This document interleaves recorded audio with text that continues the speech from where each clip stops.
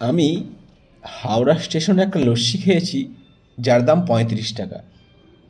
যেটা আমি নবদ্বীপে খেয়েছি, তার দাম 25 টাকা। আজকে চৌরাস্তায় এক জায়গায় ভাত খেলাম, সবজি ভাত শুরু 60 টাকা। যে সবজি ভাতটার দাম 20 টাকা। এই যে হাই প্রোফাইল জায়গাগুলোতে ভ্যালুটাকে হাই করে রেখেছে।